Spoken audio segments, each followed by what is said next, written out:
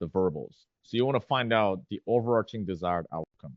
What are they trying to do? Make more money? Okay, so what kind of help do you feel like you need to with help with trading? If they not doing any trading, then you don't need to get into that because they just don't know the intricacies. And after that, situation is what are they doing now to get that thing?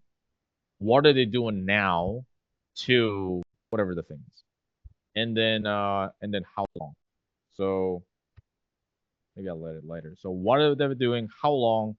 Problem? What's the tangible problem? I want to make more money with trading is not a problem. Preventing you from being able to do that. Either they be like, I don't have the right strategy. You can even clarify that. Or what kind of strategies? Well, I don't know how to do risk management. I don't know how to do this. But what if they mention the problem? It's fine. That'll happen. Like it could happen here. It could happen there. The thing is, the Mhm. conversations are not so rigid. It's like, oh, I always get these answers here, and I always get these. It doesn't look like that. If that Mhm. was the case, did everyone be making 50 grand a month because you just read off the fucking script, right?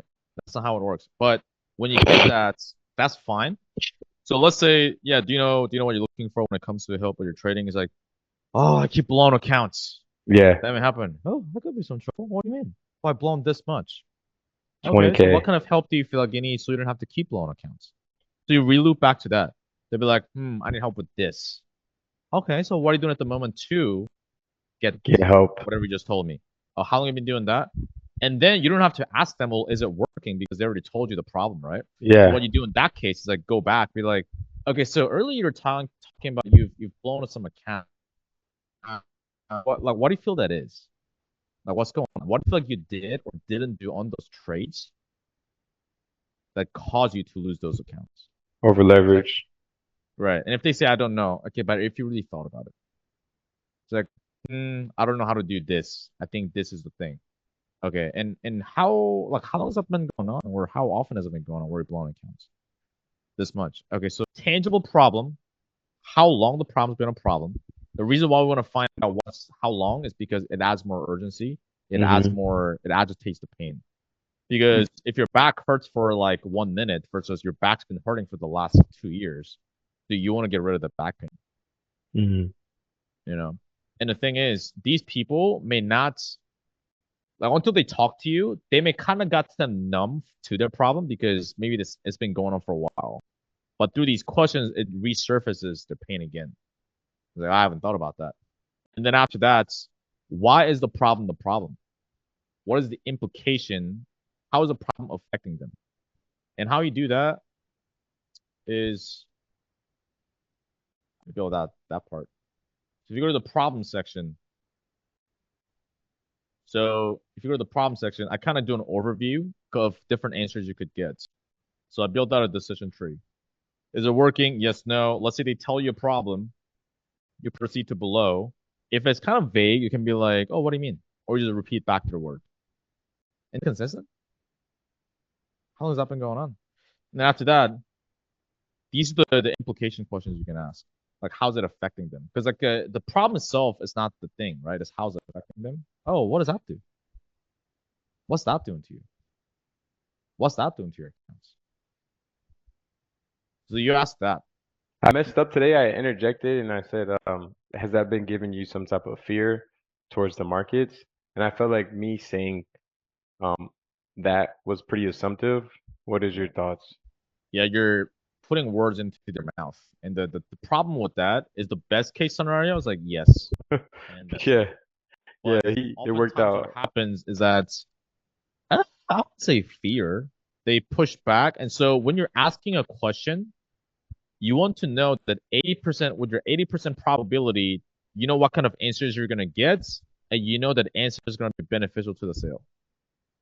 So I was watching a bit of video of Johnny Depp and Amber Heard when they're on court, and then Johnny Depp's lawyer was destroying Amber Heard, and she was like question after question. She knew exactly what the answers were. She knew all the answers, but Amber Heard was like, she had nowhere to go because the lawyer knew all the answers. She had all the information, like 80% probability, 80 to 90%. She knew it was gonna benefit their case, and that's what you want. You can go through this part, which is could be some trouble after they tell you the problem. So why look at getting help with area to get outcome? Why not just I don't know, just keep doing what we've been doing so far? So this is the framework. So what we're trying to do here, so an example could sound something like this. Well, why look at maybe getting some help with risk management to get better returns, area, outcome? Why not just, I don't know, let's say they've been watching YouTube videos. Why not just, I don't know, just keep watching YouTube University or something? And more advanced, if you want to take it a notch further, is like make the other options sound kind of not realistic. It's like, I don't know, why not just keep sorting through the millions of vague YouTube videos and try to figure this out? They'd be like, that's going to take too much. So the answers you want here, that's going to take too much time. That would never work. What this does is it brings about a secondary problem or it removes the alternative option objection. So that's the problem section. Make sense? Yep. Yep. All right, cool. That's the problem. Then we go into solution. In the solution, there's different things we uncover. In the beginning, we want to find out what the solution they've tried before / what solutions have they looked at. So before we start talking, are we out there looking for ways to get better risk management so you could get to 10K a month, or what have you been doing? Right? So get mini outcome. They want the risk management, the stop losses, where they told you to get to 10K a month. That's the tangible end outcome. Or what have you been doing? At that point, you get different types of answers. Either I've tried different programs, or you get, no, I've just been looking at different things. Those are the main ones you would get. Okay. So if they try different programs or they try different solutions, you want to ask, like, how did that go? Or what kind of results did you get with that? Or how did that go? And so after that, they'll say, yeah, I got great results. I didn't get that great result. Typically, you'll get, oh, that didn't work. I got burned, which is why they're here on the call. And the reason why you want to find that out and you want to ask, like, oh, like, were there other people in the program getting results? You want to find out what happened with the other program because whatever happened, they believe if they don't address it there, what's going to happen is at the end, you're going to get, yeah, but I've tried different programs before. It didn't work for me. So, yeah, I'm just going to think about it. I need more time. So this section, it's almost like in the Avengers Infinity War. You know, Doctor Strange, he meditates and he sees like future and he's like 14 million different possibilities. This is what we're doing. Because when you ask them, they tell you their objection they're going to give you before the price, which is a lot more easier. So be like, yeah, like the program just didn't work. Okay, at this point, you want to take them because most of the times the program was like, that wasn't terrible.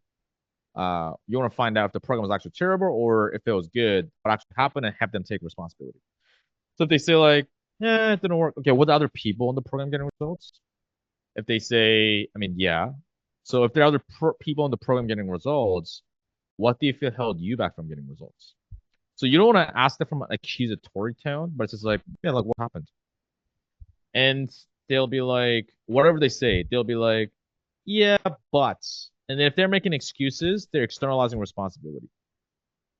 So in that case, yeah, but I don't know. Like I just it didn't work. Well, how long have you tried for? Like one month or like whatever. After that, I stopped trying. At that point, if they say like, yeah, I just didn't put in the time to go through the program. I was just, and then you can ask like, why not? Well, I was just busy with work. And then at that point, you can do a responsibility frame, which is, well, can I offer a perspective? So you first want to have them get it open to hearing a different perspective first. How you ask that question can be different ways. Can I offer a perspective? Can I make a suggestion? Would you be looking at it from a different way? It's just different ways of asking the same question. And they'll say yes. So you want to get them a yes. Because like that gets them open up. If you don't do that, they won't be as open to hearing another idea. And then they'll be like, yes. And then at that point, you say something like, okay, because, you know, Elon Musk and you and me, we'll have 24 hours in a day, right? But we find time for things that are important to us. So could it be possible that it's not like you didn't have the time? It's just that you didn't prioritize and set aside the time so you can actually leave your job. If they're a sane person, they'll say yes. But you can still get a no, which we can get into. But if they say yes, right. So before we go any further, there's different ways of going about it. At this point, you want to get them to take responsibility. So an open-ended way of asking is, so how do you feel needs to be different within you in terms of prioritizing your goals? That way you can actually leave your 9 to 5. Because if you don't prioritize time to make this work, then we're not your champ. You can even do a takeaway. And it's true. If they don't set aside the time, they could have the most magical sauce, the trading sauce in the world. They're not gonna get results. And then they'll be like, well, you say, yeah, I'm gonna take this more seriously. And if they say I need to take this more seriously, then you can go drill deeper into having them take responsibility. So, like, well, yes, we both know you need to, but the question is, will you take responsibility? Will you set aside the time? You gotta coach them on how to talk. That's a big thing I realized. You gotta coach them on how to talk because you'll realize the way people talk, you can tell a lot about their thought process and how they're going about life. For example, if you ask them, like, do you know what you're looking for? Like everyone wants to make more money. Well, hey, brother, like everyone's great, but what are you looking for? You gotta coach them on how to talk early on. Because like the more you let them get away with, at the end, what do you get? You typically get like partner objection or think about objections. Because partner objection, usually typically what happens is sometimes it's logistical, but a lot of times what happens is they're externalizing the responsibility of making a decision onto a third party that's not there. And so this is how you remove that by like just tapping them on the path, coaching them how to talk, oftentimes coach them how to think. Another way of asking that, hey brother, before we go any further, given that you find what you're looking for, are you actually willing to set aside the time that way you can get to 10K a month? So given what you find what you're looking for, that removes the, well, it depends on what you guys have. So you do that. Now, if they're still putting up a fight, it's like, if they're still giving excuses, and they're like, yeah, but life spaces that are, oh brother, if you don't set aside the time to learn the right skills of trading, then how are you gonna be able to leave your job? I guess I can't. So what happens if you keep not setting aside the time, avoiding responsibility to make this work for another 2 years, like the last 2 years? Hmm. Well, then I wouldn't be able to leave my job. Is that what you want? No. Why not? Because of I hate my job. I hate it. And then at that point, you go back. It's like, okay, so how do you feel needs to be different within you, or are you willing to? And then they'll be like, yeah, like, okay. So you get them to take responsibility. Anthony and I talked about this. We actually liked when a prospect gave like an excuse there because when you get them to reframe and take responsibility, they respect you more. And then they follow your lead more. So we actually liked it more. Do you have Same like a thing. reframe doc? I'm gonna build that out. There's a lot, but those are the go-to ones. I have some on a document. I just want to be able to make sure I'm going over in a video because you got to deliver in the right tone, which is very important. Yep. Because Yeah, I'm using mats right now, and sometimes they work, sometimes they don't. I feel like I just need to understand how to execute them a little bit better. The reason why Matt's able to pull those reframes off is because that's what he believes in life. Like that's what he strongly believes. So it's not he's doing a reframe, he's just speaking his truth. Hmm. But when you're just memorizing the script and saying the reframe, but if that's not your truth, or if there's no like substance behind it, then it's just not gonna work as well because there's lack of conviction. I know it sounds kind of weird, but it's true. No, it makes sense. That's how I'm with the island analogy. Like I had no idea what it like. I know other people use it, and I see Matt use it. I'm like, yeah, I mean, it like on paper it makes sense, but like actually talking about it, Same here, but and then I had some life experiences. I'm like different life decisions, like what should I do? And then I thought back to that analogy. It's like, oh, like I just gotta just pick a direction and go. Yeah. And then I started doing it, and then I started doing that in my life. And then when I did that analogy, okay, now that makes fucking sense. But when you say it with conviction. It's like, so the third step is you gotta start walking. Do you know why? Well, that's the most difficult part. Do you know why? Well, because it's the most difficult part. Because what if you fail? But you know what, dude? I mean, dude, it's better than fucking sitting there doing circle jerks around the island. Yeah. So what do you feel like you need to do? Like you actually speaking with conviction and like substance behind it. Does that make sense? Yeah. 100%. Matt also talks about like storytelling. Because like I have instances and like stories about my life where it's just like that, where it relates to the island. But would you do you think it'd be better to like stick with the reframe, or should I get like more personal with the prospect and tell them like, hey, like this is what happened with me, and I just had to pick a direction and go? The thing with stories, hooks, and frames is the better you get at sales, the less you use because Matt rarely uses any of them. Yeah. He rarely uses any of them. And then if he does, they're a lot shorter than what he used to. Because Matt would say this all the time. He said, "Well, because I used those as a crutch, but now as I got better at sales, I rarely use any of them, or like it's very short." What did he fix to not be reliant on him anymore? Like different things, like getting better with his tone, getting better with like being more Mm. precise with his questions and things like that. And so he doesn't say, has that had a impact? Like, what does that do? Yeah. So with your analogies and the thing, the short answer is do what works. And because Matt does the 4,000 dot analogy, but I weave my story of when I lost my best friend when I was 21. And when I do that, typically it lands hard because it's coming from my truth. I remember I was on a biz op offer at Sniper, and then I did that, and it was a phone call. The dude he was so fucking skeptical, Jesus Christ. He was so skeptical, so analytical. It was like the third follow-up call we had, still not there. And then I hit him with that quick story of me losing my best friend. I tell that story. And then I was finishing on my story. He's like, "Hey dude, I signed the agreement." What? I just paid. Oh, okay. So as I was saying the analogy, the story, he already paid. So because that was coming from my truth. So if it works, it works. But you gotta understand what am I trying to do? Because the reframes and the hooks and the questions, it's you gotta do it for a reason. You don't just say it because you say it. So what am I trying to do here? Oh, this person's not taking responsibility. This person doesn't have urgency. This person has 3 kids, but he's comfortable being broke. The fuck? Doesn't make sense. So depending on what stage of the conversation you're at, these neutral questions and all that tonality, like all we're trying to do is get them to see us as an authority to the point where we can have a real conversation without any of the fluff. Because in an ideal world, you just have a real conversation with them. Hey man, like that doesn't make sense. You gotta do something. But in the beginning, if you say that, they're not gonna buy into it, which is why we'll do the whole spiel. But Yeah. like the whole goal is to get them to that state. And then this is one of them. Like you get them to take responsibility. But yeah.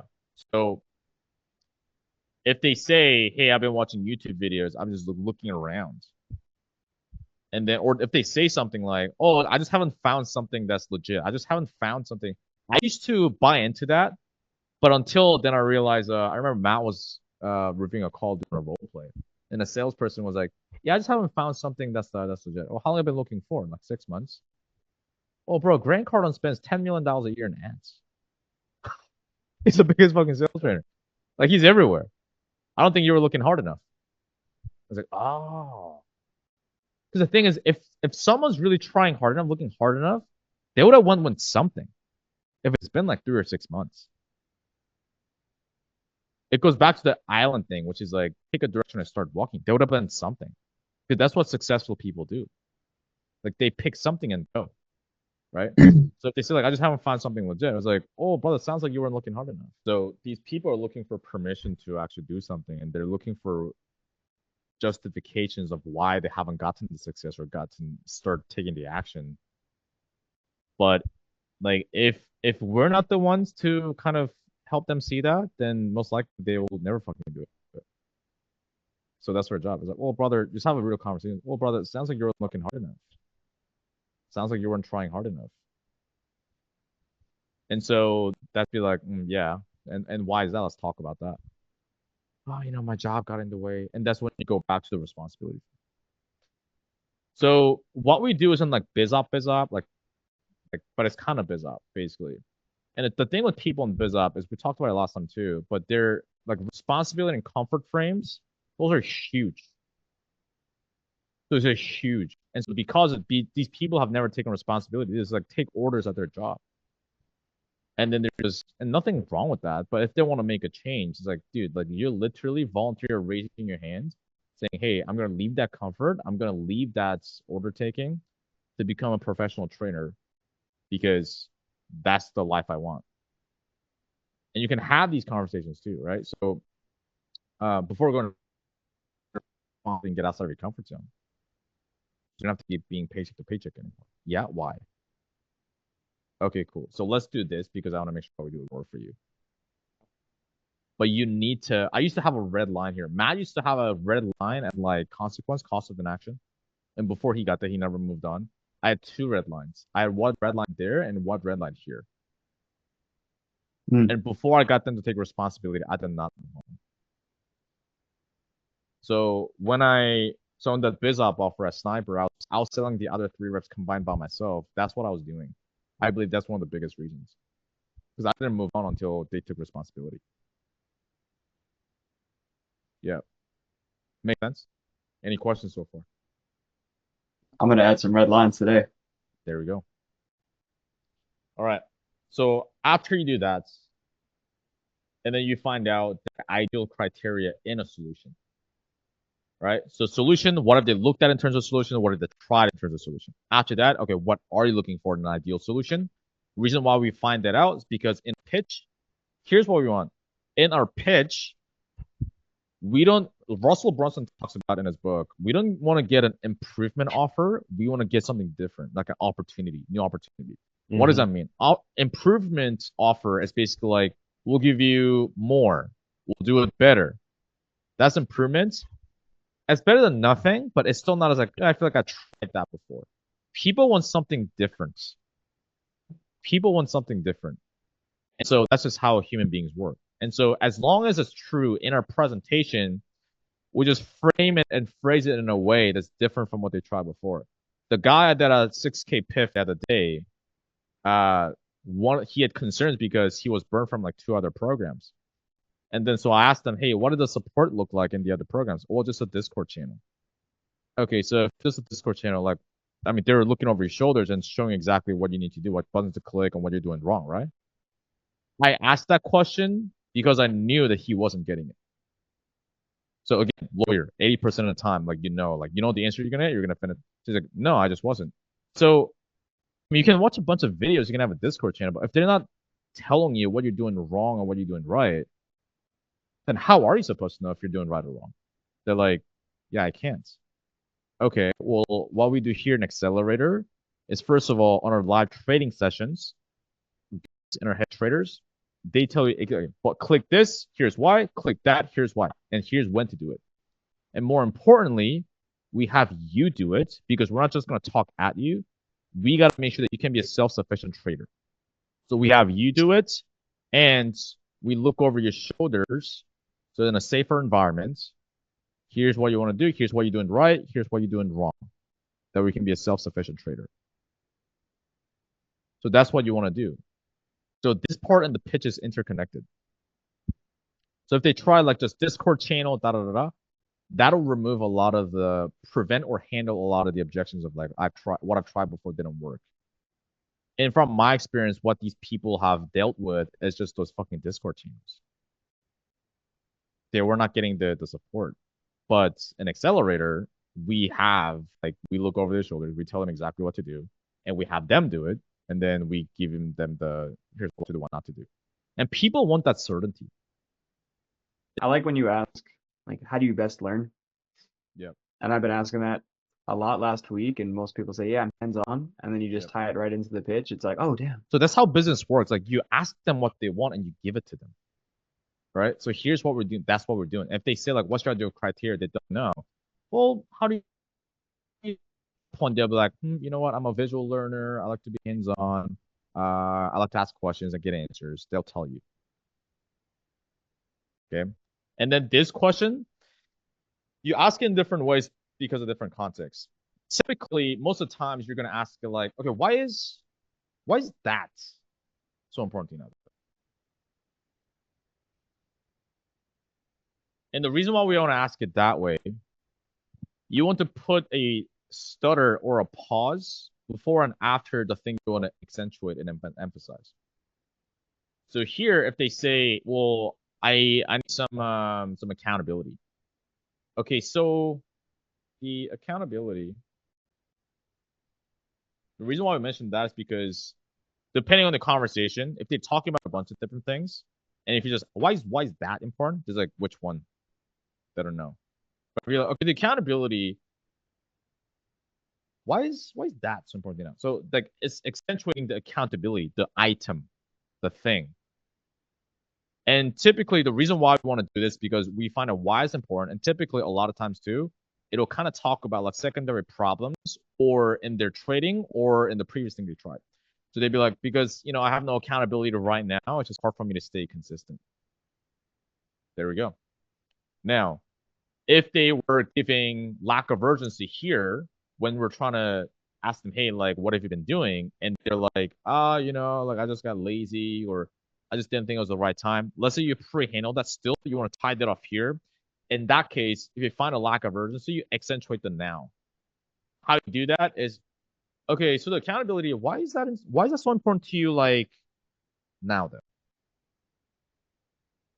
Why is it so important to you? Pause. Now then.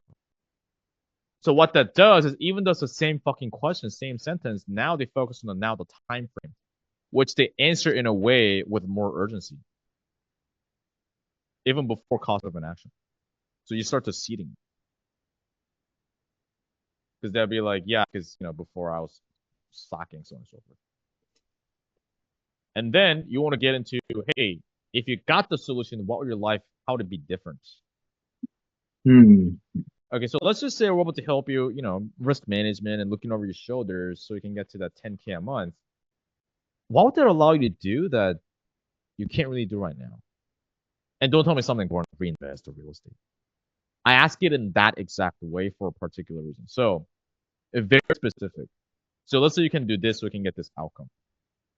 What would the money allow you to do that? And I look up to my left corner. Reason why I do it that way is because when you do that, they start to kind of look up and start visualizing. And then I put a pause to give them more time to visualize and get a more meaningful answer. What would that allow you to do that you can't really do right now? And don't tell me something reinvest or real estate. What this does is it eliminates the surface layer logical answers. So it saves you time. Okay. When I asked it today, he was like, I want a 1 to 2K a month or 35% of returns. And I'm like, what will that allow you to do? And he's like, oh, I haven't thought about that, but it will just give me more money to spend. Okay. So you just want to keep making money and spend money. Yeah. Spend money on what?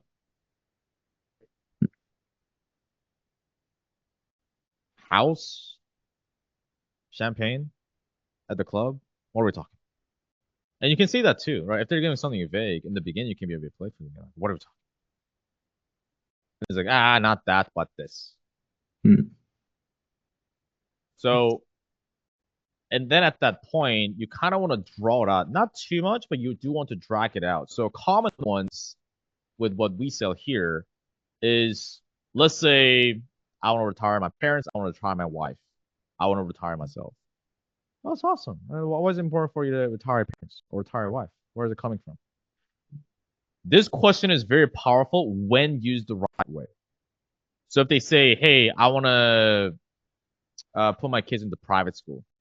Oh, that's awesome. Like, why is it so important for you to do that? Where's it coming from? You ask it in that way, curious way, they'll start bringing shit about their childhood. And so they'll be like, because when I was younger, I went to a public school. It was in the hood, and then I got bullied. They'll talk about the childhood. And whenever someone brings up something about their childhood, fucking powerful, very powerful motivator. Drivers come from childhood shit. Like, look at one of the most successful entrepreneurs in the world. Like, they want to prove something from what they didn't have from their childhood. Such a big motivator. So where's it coming from? That's where it brings out to. If you can tell, if they want to travel, like surface or stuff, this is not going to land that well. So you can probe deeper into like what other things they want to do.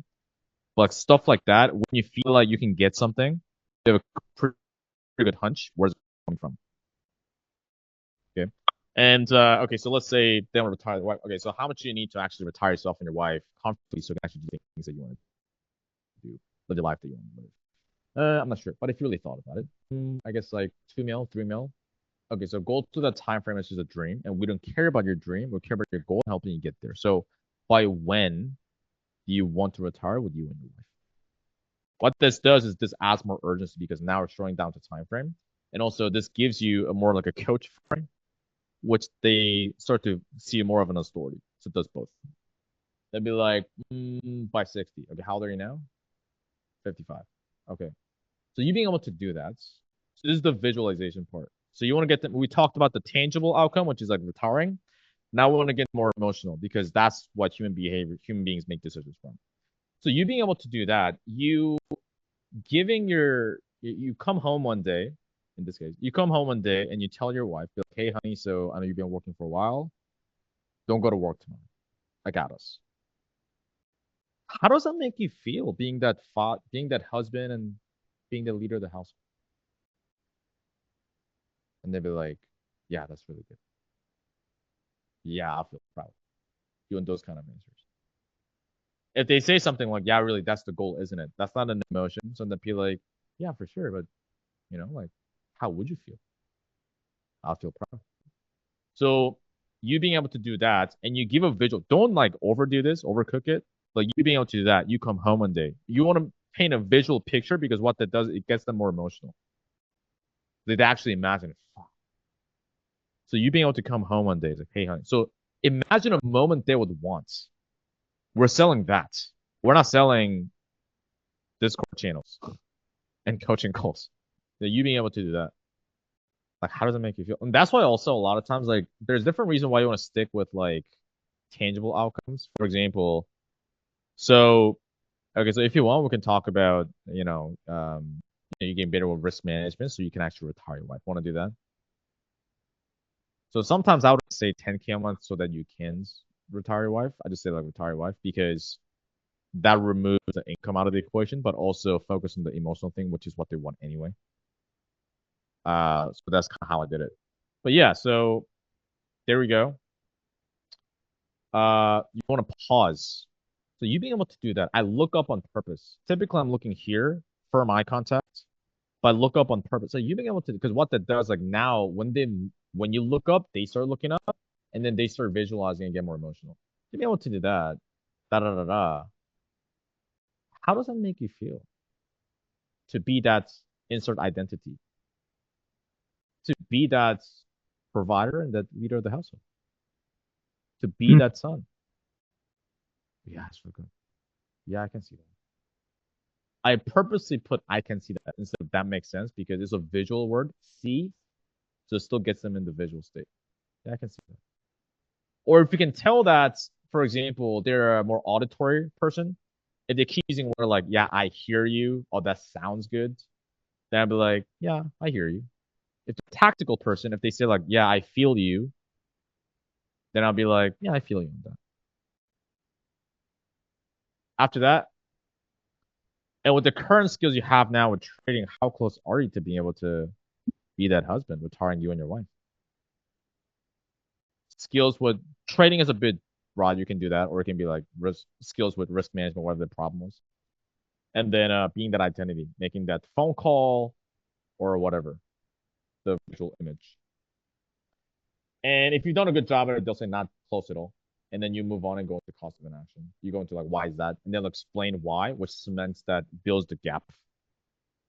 If for some reason they say, oh, I'm close, I'm like 70%, 80%. This means that either you haven't built a big enough gap early on. Let's say they want to make 7 grand a month and they're making already like 4K a month. Then like, I mean, they are kind of close.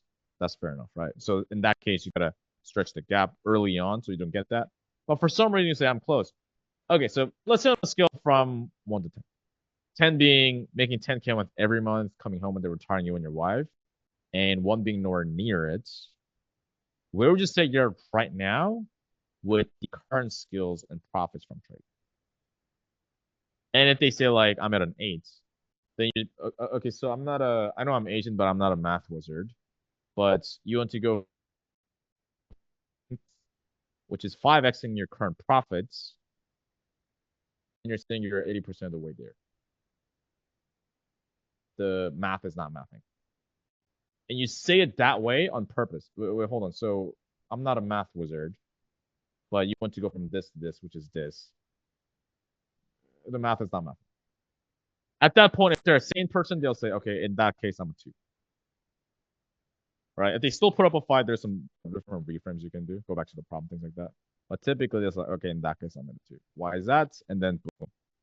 At that point, we go to the fun part, which is, so what happens, and you just plug in, what happens if problem keeps going on, and then you never achieve your desired outcome? What happens then? So what happens if your parents keep working until they're 70? You don't be the son to retire them. What happens then? So here, you just go into what's their worst nightmare? You just plug in there.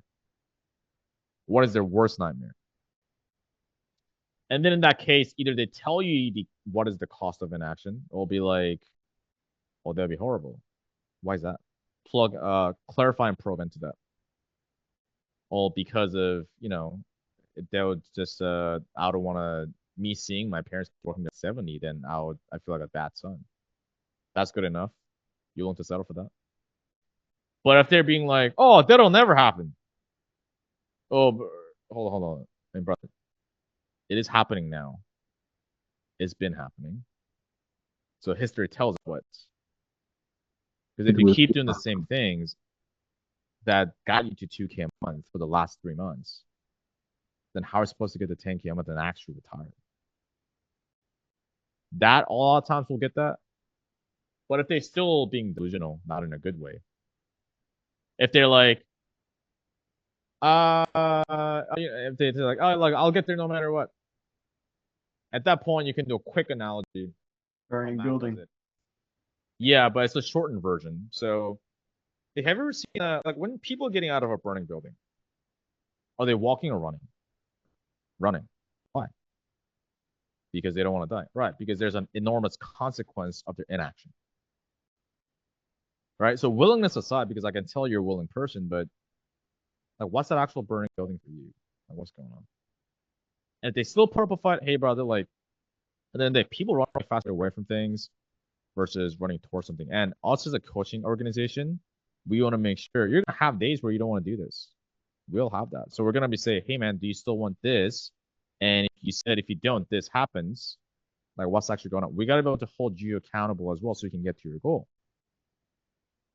So what are the consequences? That'll typically a lot of times they'll get them. There's different levels to this. Right? And then this will happen. You probe and clarify. You willing to settle for that? No. And then you do a takeaway. I mean, you don't have to do anything now. You can just push it off for another 2 years like you have for the last 2 years. Most do. No, I need to do something about this. Why? Because if I don't, then I'll never do it. If I don't, I'll just keep getting older. I'll never be able to retire. All right, cool. So based on what you told me, what we do would work for you. So if you want, I can just walk you through what we do, how we do it, and hopefully be that son to retire our parents. Hopefully be that husband to get the life for you and your wife. Want to do that? They're like, yeah. And then you go into your pitch. So that's what we want. Solution, you draw it out. Cost of inaction, you get a tangible one. And then you go into your pitch. And then objection handling. That was pretty immersive. I learned a lot just now. Sweet. I'd love to go through it again, though. I will listen to the call and make sure I have questions. You need to understand, it's not about the questions. It's not the questions and the script. It's about the answers we get from the prospect, and more importantly, them hearing their own answers. So the answers is what's important. You get the answer, and then so whatever means necessary, which is why we went over what kind of outcome are we trying to get, and what do the answers sound like in what we sell. What do the answers sound like? Right? So in your brain, in real time, as you go about your sales call, you're computing, right? You know what you're looking for when it comes to opportunity? Okay, I'm looking for like these types of answers. Okay, this fits into the criteria. Okay, next question. It doesn't? Okay, I gotta re-ask it. And you gotta know different ways of re-asking it. So, like for example, like how you get the implication of the problem, how it's affecting them, there's different ways of asking it. You can be like, what does that do? What's that doing to you? What is it doing to the X? Oh, how does that make you feel? Oh, how's it affecting you? Like, you're trying to get the same outcome, just different answers, right? So when you're trying to get like their future pacing of like what that 10K will allow you to do, what that allow you to do? That's one way. How do you see your life being maybe different than it is now? That's another way of asking it.